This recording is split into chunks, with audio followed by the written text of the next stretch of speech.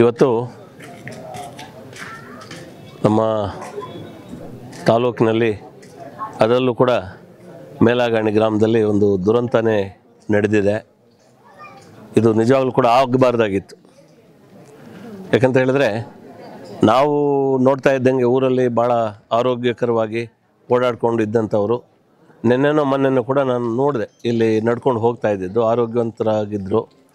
ಅವರು ಒಂದು ಅಕಾಲಿಕ ಒಂದು ಮರಣ ನಿಜವಾಗ್ಲೂ ಕೂಡ ನಮಗೆಲ್ಲರೂ ಕೂಡ ಒಂದು ನೋವು ತಂದಿದೆ.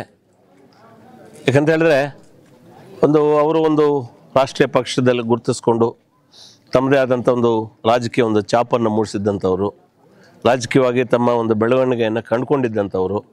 ಸೊ ಅವರು ಈ ರೀತಿ ಒಂದು ದುರಂತ ಅವ್ರ ಜೀವನದಲ್ಲಿ ಆಗ್ತಾಯಿದೆ ಅಂತ ನಾವು ಯಾರೂ ಕೂಡ ಭಾವಿಸಿರಲಿಲ್ಲ. ನಿಜವಾಗ್ಲೂ ಕೂಡ ಇದಾಗಬಾರ್ದು. ಯಾಕಂತ ಹೇಳಿದ್ರೆ ಅವರು ನೀಲಕಂಠೇಗೌಡರ ಒಂದು ವಿಚಾರಕ್ಕೆ ಬಂದಾಗ ನಾವೆಲ್ಲರೂ ಕೂಡ ಒಂದು ಸಂಬಂಧಿಕರು.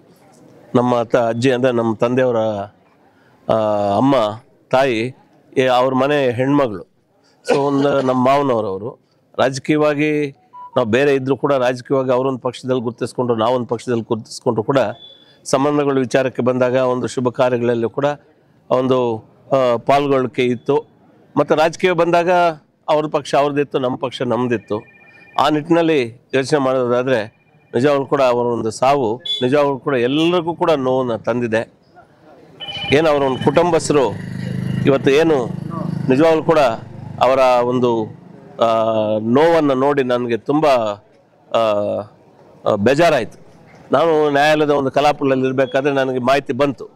ನಾನು ನಂಬಲಿಲ್ಲ. ಸ್ವಲ್ಪ ಹೊತ್ತು ಏನು ಆರೋಗ್ಯವಾಗಿ ಇದ್ರಲ್ಲ, ನಾವು ನೋಡಿದಾಗೆ ಆ ಊರಲ್ಲಿ ಎಲ್ಲ ಅವ್ರು ಓಡಾಡ್ತಾ ಇದ್ದಿದ್ದು ಎಲ್ಲ ನೋಡಿದಾಗ ಆರೋಗ್ಯವಾಗಿ ಇದ್ರಲ್ಲ, ಈ ರೀತಿ ಆಗಿದೆಯಾ ದುರಂತ ಅಂತ ನಮ್ಗೆ ಅನುಮಾನ ಇತ್ತು. ಆಮೇಲೆ ನಾನು ಖಚಿತಪಡಿಸ್ಕೊಂಡು ಬಂದು ನೋಡಿದ್ರೆ ಅದು ನಿಜ ಅನಿಸ್ತು. ನಿಜವಾಗ್ಲೂ ಕೂಡ ನನಗೂ ವೈಯಕ್ತಿಕವಾಗಿ ಕೂಡ ಭಾಳ ನೋವಾಯಿತು. ಸೊ ಇದಾಗಬಾರ್ದು. ನಿಜವಾಗ್ಲೂ ಕೂಡ ಅವರ ಕುಟುಂಬಸ್ಥರಿಗೆ ಇದನ್ನು ಭರಿಸ್ತಕ್ಕಂಥ ಒಂದು ಶಕ್ತಿಯ ಭಗವಂತ ಕೊಳ್ಳಿ.